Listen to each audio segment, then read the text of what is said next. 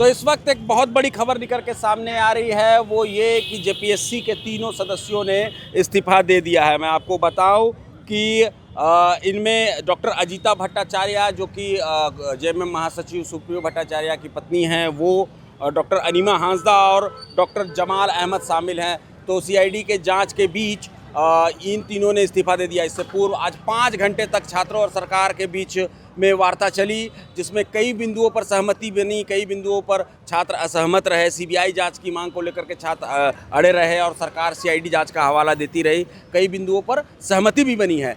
तो इन सब बातों को लेकर के हमारे साथ नवीन है, हम उनसे बात करेंगे, जानेंगे कि ये जो जेपीएससी सदस्यों का जो इस्तीफा हुआ है इस पर और ये थोड़ा प्रकाश डालेंगे। नवीन बताएं क्या। देखिए, चूँकि मैं नाम नहीं लेना चाहूँगा, लेकिन कुछ दिन पहले मेरी बातचीत हो रही थी कांग्रेस के किसी बड़े नेता से, तो उन्होंने कहा कि जेपीएससी के जो सदस्य हैं उनको इस्तीफा दे देना चाहिए। जो सदस्य हैं खुद से इस्तीफा दे देना चाहिए। देखिए, क्योंकि जेपीएससी के जिनको सदस्य बनाया गया था, तीनों सदस्य का जो जिक्र हम लोग कर रहे हैं, ये पहले तो पार्टी से ताल्लुकात रखते हैं, चाहे आप अजीता भट्टाचार्य की बात करेंगे या फिर जमाल अहमद की बात करेंगे जो कांग्रेस से ताल्लुकात रखते थे।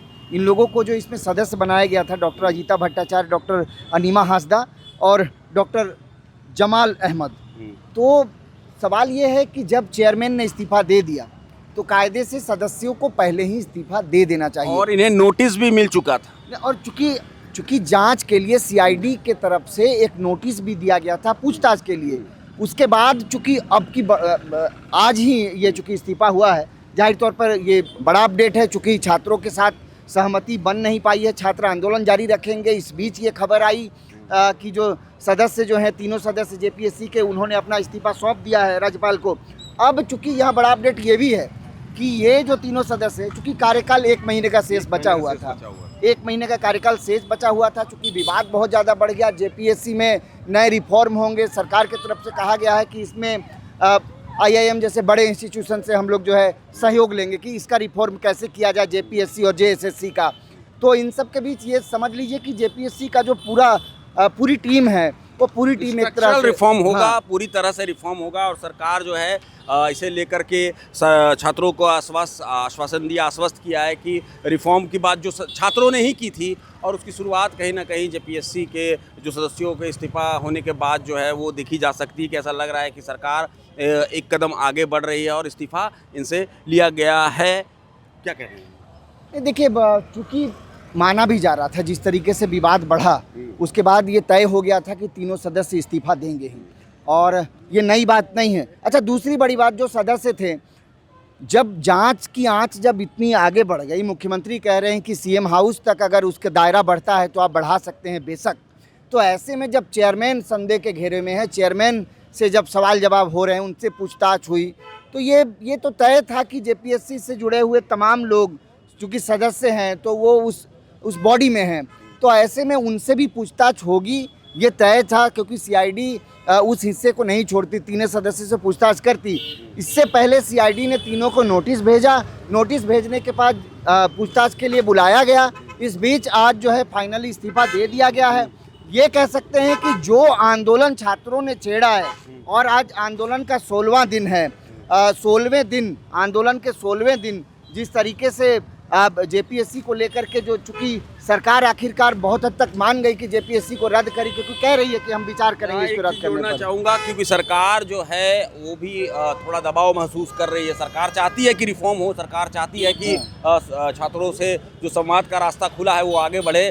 लेकिन जो कल के जो विधानसभा घेराव की बात है, जो छात्रों का आंदोलन जो है वो दूसरे मोड पे चला जाएगा। हालांकि छात्रों ने अपील की है, छात्र संगठन वाले जो उनके सीनियर हैं, कि किसी भी तरह की हिंसा का प्रयोग ना करें, भले लाठी डंडा खा लें लेकिन किसी भी तरह के हिंसा का प्रयोग ना करें। उनके भविष्य का सवाल है। तो इन सब के बीच में ऐसे वक्त में उन तीनों सदस्यों का इस्तीफा होना इस बात का संदेश है कि सरकार कहीं ना कहीं छात्रों को ये मैसेज देना चाहती है कि सरकार जो है वो उनके साथ है। जी, लेकिन देखिए अभिषेक, आपने कहा कि उग्र नहीं होना है, हो सकता है लाठी डंडे भी चले, लेकिन एक बड़ा बात मुख्यमंत्री ने अब से कुछ देर पहले जो आदिवासी महोत्सव के मंच से उन्होंने कहा कि हर बात लाठी डंडे और गोलियों से नहीं होती है।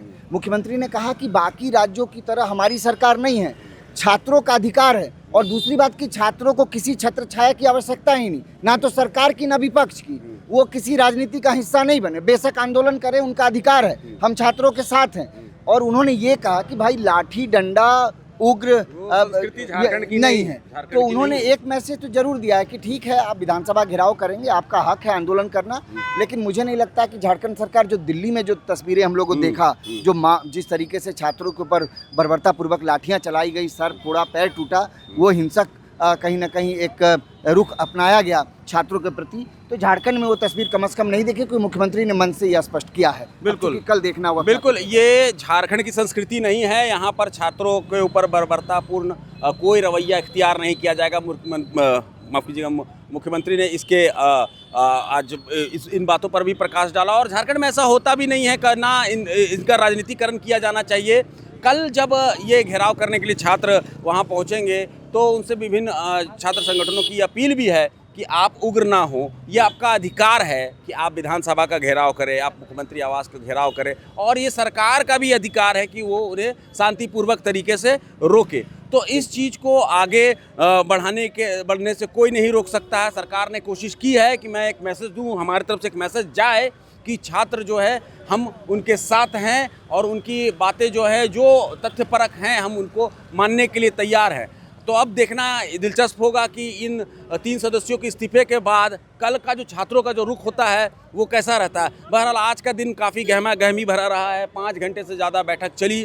बैठक के बाद जो चीज़ सामने निकल के आया हमने आपके सामने रखी कि किन बिंदुओं पर सहमति बनी, किन बिंदुओं पर सहमति नहीं बनी, और लगातार हम जेपीएससी जेएसएससी को लेकर के जो आंदोलन चल रहे हैं, जो वाक़या हो रहा है, उन सबको आपके सामने प्रस्तुत कर रहे हैं। मगर फिलहाल इतना ही। मैं अभिषेक, मेरे साथ नवीन, और कैमरे के पीछे कुणाल। हमें दीजिए इजाज़त, मगर जुड़े रहें प्रभात खबर झारखंड के साथ। प्रभातखबर.com, विश्वास वही, रफ्तार नहीं।